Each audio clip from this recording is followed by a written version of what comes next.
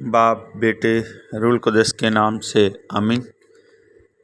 मसीह यीशु में आप सबको reverend arch bishop doctor Stephen Siddique की जानिब से इस्लाम अर्ज़ है। आए मेरे अजीज़ों, आज हम क़ज़ात की किताब की स्टडी करते हैं। सबसे पहले हम देखते हैं खलासा।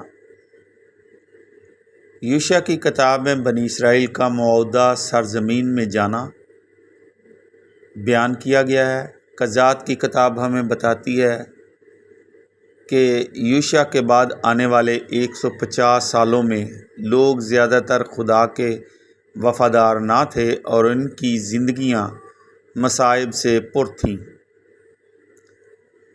तसनीफ़ व तालीफ़ के बारे में ख्याल किया जाता है कि किताब की तसनीफ़ व तालीफ़ बाबल की असीरी से पहले और बाद में पाई जाने वाली ज़बानी रवायात जहाँ तक इकट्ठी हो सकती थीं, इनसे की गई है। किताब का बयान बहुत सी दहाइयों का अहाता करता है और इन लोगों को मुतारफ़ कराता है जो मुख्तलिफ़ और मखसूस इलाक़ों में इसराइलियों के मुत्तहिद होने से पहले काजी बने थे। चूँकि इसका तल्लुक़ बहुत मुख्तलिफ़ इलाक़ों और जगहों से है, इसलिए ये एक मुकम्मल मसलसल तज़किरा यानी बयान नहीं है। अब इसके मवाद को देखते हैं। जोज़लफ़ जब इसराइली मौजूदा सरज़मीन में दाखिल हुए तो इनका तल्लुक़ ऐसे लोगों से कायम हुआ जिनके बहुत से मुख्तलिफ़ मज़ाहिब और रवायात और रस्म व रवाज थे। इनके साथ रहने की वजह से इसराइली कनान के मकामी देवताओं बाल, इशरा और इश्तारूत की पूजा के असरात से मुतासर होने से अपने आप को बचा न सके। यूँ उन्होंने अपने आप को बुत परस्ती के सुपुर्द कर दिया। यही वजह थी कि खुदा ने उन्हें मसाइब और मुश्किलात की सूरत में सज़ा दी। नाकामी का मज़ा चखने के बाद वो पछताए और तौबा की और अपने दिलों को तब्दील किया और खुदा की तरफ रुजू लाए। इनकी मदद करने के बाद खुदा ने इनके दरमियान से काजियों को चुना और मुकर्रर किया। 150 सालों के दौरान काजियों के दौरे हुकूमत में ये वाक़या बारहा हुआ, यानी बार बार हुआ। जोज़बे काजी का मतलब बचाने वाले हाथ है। खुदा की तरफ से हुक्म मिलने से काजियों ने लोगों की हौसला अफजाई की, मदद की और उन्हें उनके दुश्मनों से बचाया, यानी खलासी और तहफ़्फ़ुज़ फराहम किया। काजियों ने लोगों को खुदा की तरफ वापस आने के लिए भी उकसाया और खुदा के नुमाइंदगान की हैसियत से लोगों को फ़ैसले भी सुनाए, लेकिन इनका तर्ज़ अमल और ज़राए को हर वक्त अखलाकी नहीं कहा जा सकता है। किताब में कुछ काजियों के सिर्फ़ नामों का ही ज़िक्र किया गया है, बाकियों के बारे में बताने के लिए एक तवील तज़किरा पाया जाता है। जोज़ीम क्या इसराइली कौम ने सही तौर पर ईमान को महफूज रखा? क्या वो खुदा के वफ़ादार रहे या नहीं? इंसानी जद्दोजहद और तगोदो की तारीख़ को इस नुक्ता निगाह से पढ़ते हुए बाद में आने वाले तरतीबकारों ने हक़ाइक़ को आगे बढ़ाने की गर्ज से मुबालगा राय की है। जोज़दाल क़ज़ात की किताब हमें यह बताती है कि किस तरह इंतहाई सब्र के साथ खुदा ने अपने लोगों की रहनुमाई की और किस तरह सख्ती के साथ खुदा ने इनकी तरफ से वफ़ादारी का मुतालबा किया। इनके साथ ही हम ये भी सीखते हैं कि किस तरह इस दौर के मुशाहिरीन ने जो काजी मुकर्रर हुए, चाहे वो ख़ुद इसे जानते थे या नहीं, खुदा के मंसूबा को अमली जामा पहनाने के लिए भरपूर तावन किया। इस वक्त इसराइल में कोई बादशाह मौजूद नहीं था, इसलिए हर शख्स अपनी मर्ज़ी और पसंद के मुताबिक ज़िंदगी गुजारता था। लेकिन आहिस्ता आहिस्ता लोगों ने एक ऐसे रहनुमा की ज़रूरत महसूस की जो बादशाह की तरह मुल्क को मुत्तहिद करे। जोज़े किताब के मवाद को इस तरह तकसीम किया जा सकता है। अबवाब 1 से 3 और उसकी 6 आयत तक, اس دور میں اسرائیل کی حالت ہے، اور ابواب 3 سے 7 اور پھر اس کی 16 آیت تک 12 قاضیوں کی سرگرمیاں، ابواب 17 سے 18 بنی دان کو علاقہ اور جائے عبادت ملتی ہے، ابواب 19 سے 21 بنیامین کا جرم۔ اب قضات کی کتاب میں اہم نکات دیکھتے ہیں۔ باہمی رہائش، پہلے باب کی 28ویں آیت۔ جب بنی اسرائیل نے زور پکڑا تو انہوں نے کنانیوں کو باج گزار بنایا، پر انہیں نکال نہ دیا، خداوند نے انہیں دشمنوں کے ہاتھ میں دے دیا۔ قاضیوں کی خدمت، دوسرے باب کی 11ویں آیت۔ بنی اسرائیل نے خداوند کی نگاہ میں بدی کی اور بالیم کی بندگی کی، دوسرے باب کی 14ویں آیت۔ تو خداوند کا غضب اسرائیل پر بھڑکا اور اس نے انہیں غارت گروں کے حوالے کیا، جنہوں نے انہیں غارت کیا اور انہیں کو ان کے دشمنوں کے ہاتھ جو ان کے ارد گرد تھے بیچا، اور انہیں کو طاقت نہ رہی کہ وہ اپنے دشمنوں کے سامنے ٹھہریں۔ قاضیوں کا برپا ہونا، دوسرے باب کی 16ویں آیت۔ خداوند نے قاضیوں کو برپا کیا تاکہ انہیں غارت گروں کے ہاتھ سے خلاصی دے۔ اسرائیل کی برگشتگی جاری رہتی ہے، دوسرے باب کی 19ویں آیت۔ جب قاضی مر جاتا تو وہ پھر برگشتہ ہوتے اور دوسرے معبودوں کی پیروی کر کے اپنے باپ دادا سے بھی زیادہ بگڑ جاتے اور دوسرے معبودوں کی بندگی اور انہی کو سجدہ کرتے تھے، نہ اپنے بد-اعمال اور نہ اپنی سخت دلی ہی سے باز آئے۔ اسرائیل کی آزمائش، دوسرے باب کی 21ویں سے 22ویں آیت۔ میں بھی ان قوموں میں سے جنہیں یوشع اپنی وفات کے وقت چھوڑ گیا کسی کو ان کے آگے سے دفع نہ کروں گا، تاکہ میں ان سے اسرائیل کو آزماؤں کہ آیا وہ خداوند کی راہ کو مانیں گے اور اس میں چلیں گے جیسے کہ ان کے باپ دادا مانتے تھے یا نہیں۔ عتنییل ارام پر قابض ہوتا ہے، تیسرے باب کی 9ویں آیت سے 11ویں آیت۔ تب بنی اسرائیل خداوند کے پاس چلائے تو خداوند نے اسرائیل کے لیے خلاصی دینے والا برپا کیا، جس نے ان کو خلاصی دی، اور وہ عتنییل بن کناز کالب کا چھوٹا بھائی تھا، اور 40 برس تک ملک میں آرام رہا۔ آہود مواب پر قابض ہوتا ہے، تیسرے باب کی 14ویں سے 15ویں آیت۔ بنی اسرائیل نے مواب کے بادشاہ اجلون کی 18 برس تک غلامی کی۔ تب بنی اسرائیل خداوند کے آگے چلائے تو خداوند نے ان کے لیے ایک چھڑانے والا، آہود بن جیرہ بنیامینی برپا کیا۔ دبورہ اور باراک، چوتھے باب کی 7ویں آیت۔ میں سسرا کو دریائے کشون پر تیری طرف لاؤں گا اور اسے تیرے ہاتھ میں دے دوں گا۔ چوتھے باب کی 21ویں آیت۔ ہابر کی بیوی یائل نے خیمہ کی ایک میخ لی اور اس کی کن پٹی میں ٹھونک دی اور وہ مر گیا۔ چوتھے باب کی 23ویں آیت۔ خداوند نے اس دن کنعان کے بادشاہ یابین کو بنی اسرائیل کے آگے مغلوب کیا۔ دبورہ کا گیت، 5ویں باب کی پہلی آیت سے 31ویں آیت میں۔ اے خداوند، یوں ہی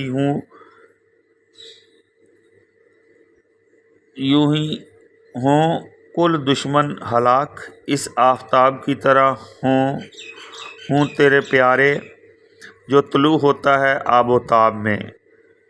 جدون، بنی اسرائیل نے خداوند کی نگاہ میں پھر بدی کی تو خداوند نے انہیں 7 برس تک مدیان کے حوالے کیا۔ چھٹے باب کی پہلی آیت تھی۔ اب چھٹے باب کی 25ویں آیت۔ اپنے باپ کا بیل یعنی دوسرا بیل جو 7 برس کا ہے لے اور بال کے مذبح کو ڈھا دے اور کھمبے کو اس کے پاس ہے کاٹ ڈال۔ 7ویں باب کی 7ویں آیت۔ خداوند نے جدون سے کہا کہ ان 300 آدمیوں سے جنہوں نے چپڑ کر کے پانی پیا میں تجھے رہائی دوں گا اور مدیان کو تیرے ہاتھ میں کر دوں گا۔ اسرائیل ایک بادشاہ مانگتے ہیں۔ 8ویں باب کی 23ویں آیت۔ جدون نے ان سے کہا کہ نہ میں تم پر حکومت کروں گا اور نہ میرا بیٹا تم پر حکومت کرے گا، بلکہ خداوند ہی تم پر حکومت کرے گا۔ جدون کے بیٹے ابی ملک 9ویں باب کی 5ویں آیت۔ تب وہ افرا میں اپنے باپ کے گھر گیا اور اپنے بھائیوں یروب بال کے 70 بیٹوں کو ایک ہی پتھر پر قتل کیا، مگر یروب بال کا چھوٹا بیٹا یوتام بچ گیا کیونکہ وہ چھپ گیا تھا۔ یوتام کی تمثیل 9ویں باب کی 8ویں آیت۔ ایک زمانے میں درخت گئے تاکہ کسی کو مسح کر کے اپنے اوپر بادشاہ مقرر کریں۔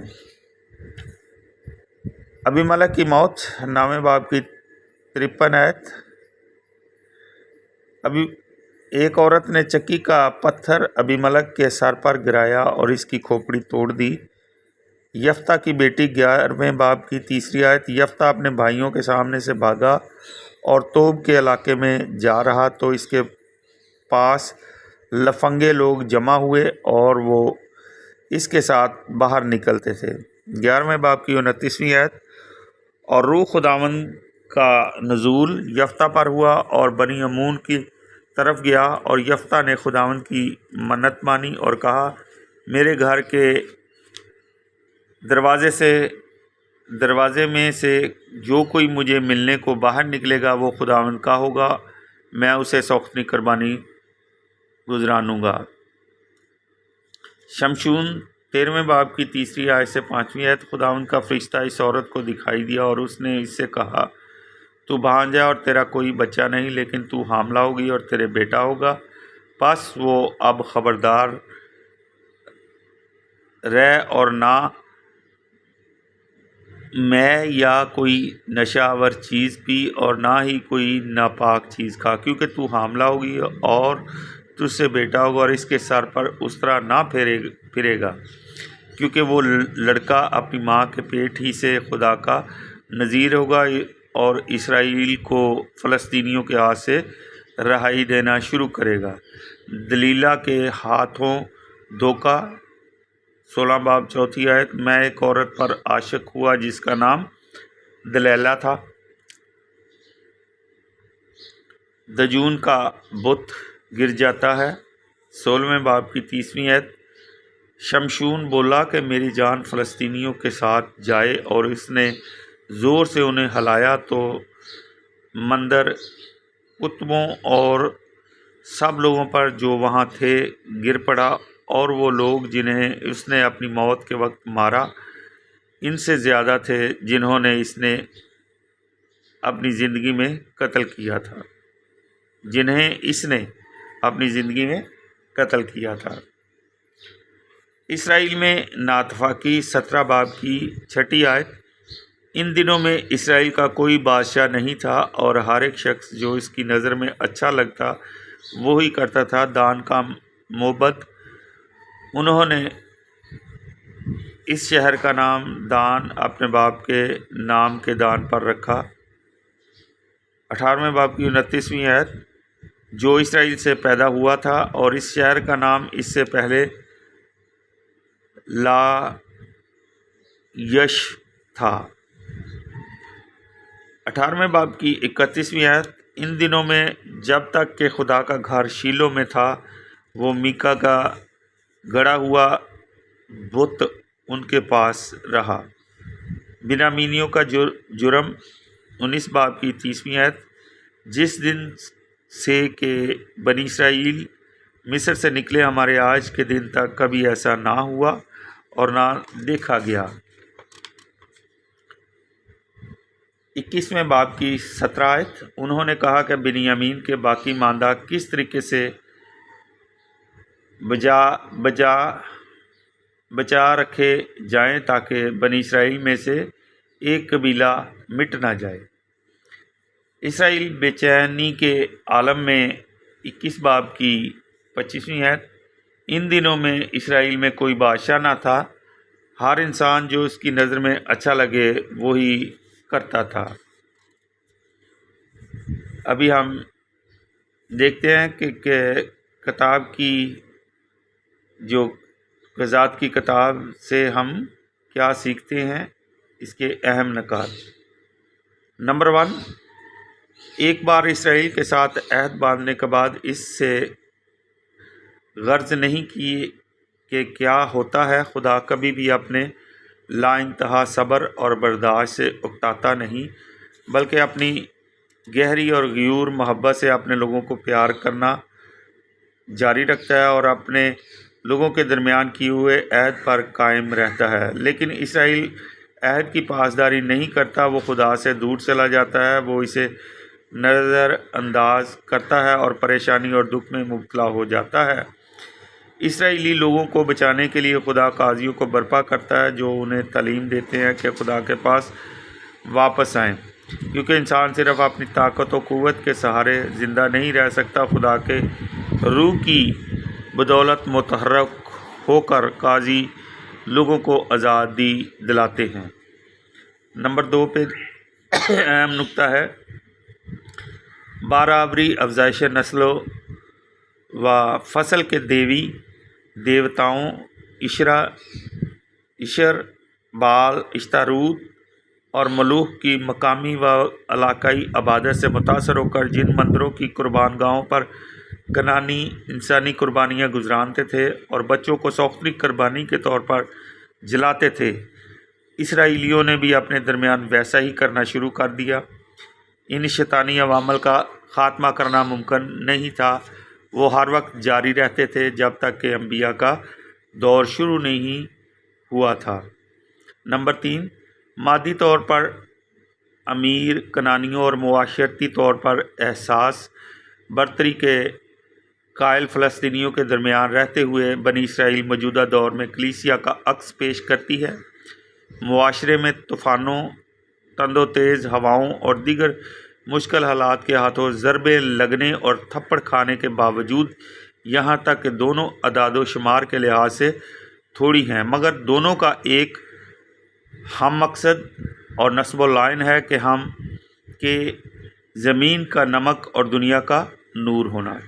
نمبر 4، مختلف لوگوں اور واقعات کے ذریعے خدا اپنے نجات بخش منصوبے کو جاری رکھتا ہے، یہاں تک کہ کبھی کبھار وہ اس کام کے لیے نااہل اور کم تر لوگوں کو بھی استعمال کرتا ہے۔ جز الف مثلاً یا ایل گو کہ اخلاقی طور پر اس کا عمل درست نہیں تھا، تاہم اس نے اسرائیل کو دشمنوں سے آزادی پانے میں مدد کی۔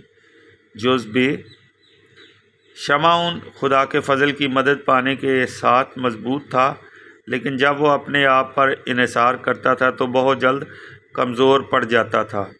اس کی پیدائش کا اعلان ایک مخصوص انداز سے کیا گیا اور اس کی زندگی تعجب انگیز واقعات سے پر تھی، لیکن گو کہ یقینی طور پر اسے ایک رہنما کی حیثیت سے واضح نہیں کیا جا سکتا۔ اس کے باوجود 20 سال تک اس نے ایک قاضی کا کردار ادا کیا۔ جوزیم ایک غیر مذہبی ماحول سے منتخب شدہ جدون ایک بدروح کے زیر اثر ہو کر خدا سے دور جانے کا مرتکب ہوا اور ایک نشان طلب کرتا ہے، تب اس بات کا یقین کر کے کہ خدا نے اسے چنا ہے، اس نے ویسا ہی کیا جیسا خدا کے روح نے اس کی ہدایت کی، اور ان چیزوں کو ہتھیاروں کی طرح استعمال کیا جو کہ ہرگز ہتھیار نہیں تھے۔ وہ دشمن پر فاتح ہوا۔ ملاحظہ فرمائے ملوک کی دوسری کتاب 22 باب کی 22ویں آیت۔ جوزدال اسرائیل اس طرح کی خواتین قاضیوں کے ذریعے بچ گیا جیسا کہ دبورہ اور یائیل۔ جوزہے اگرچہ وہ ایک قاضی کی حیثیت سے منتخب ہوا، یفتہ نے انسانی قربانیاں چڑھانے کا وعدہ کیا، ایک ایسی منت جس کی اسرائیل میں اجازت نہیں تھی۔ اس کے نتیجے میں اس کی جوان بیٹی کی قربانی دی گئی۔ جز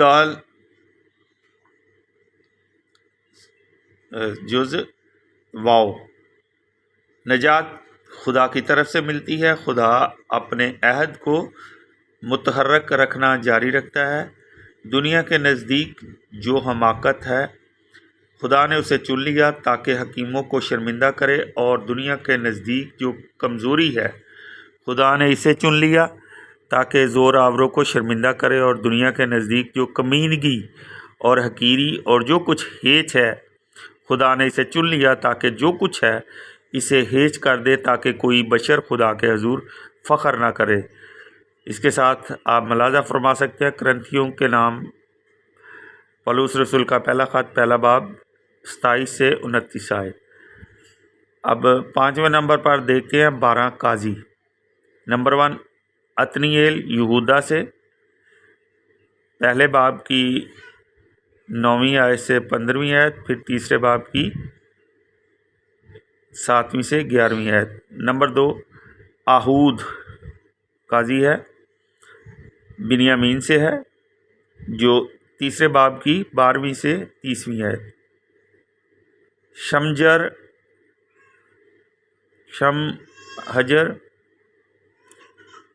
یہ تیسرا قاضی ہے، شاید وہ ایک کنانی تھا، تیسرے باب کی 31ویں آیت۔ اور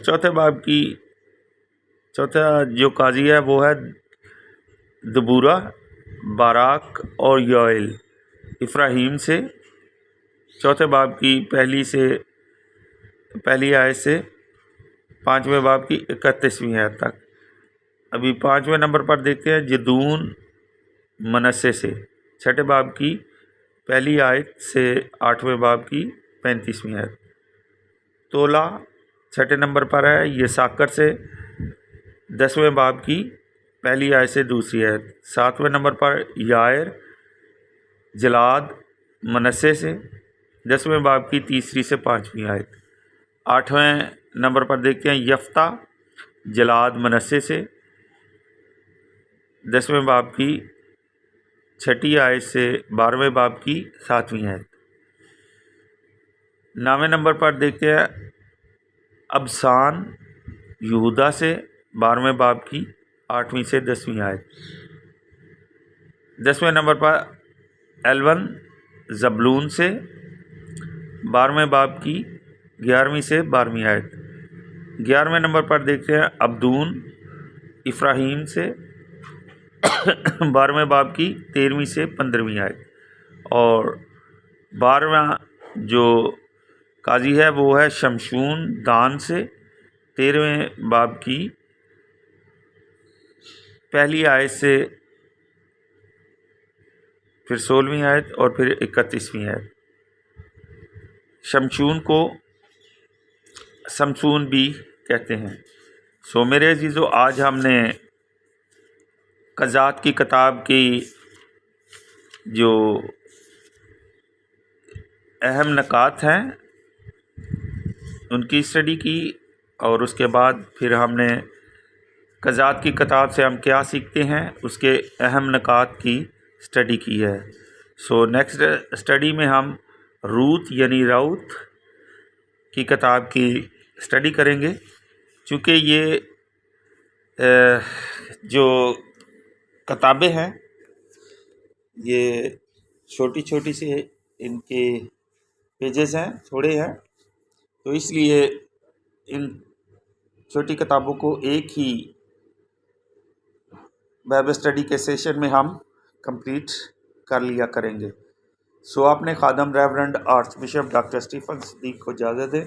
نیکسٹ بائبل اسٹڈی کے ساتھ جلد ہی آپ کی خدمت میں دوبارہ حاضر ہوں گا خدا ان کے فضل سے۔ سو خدا ہم سب کے ساتھ عبدالآباد رہے، آمین۔ خدا باپ، بیٹے، روح القدس کے نام سے، آمین۔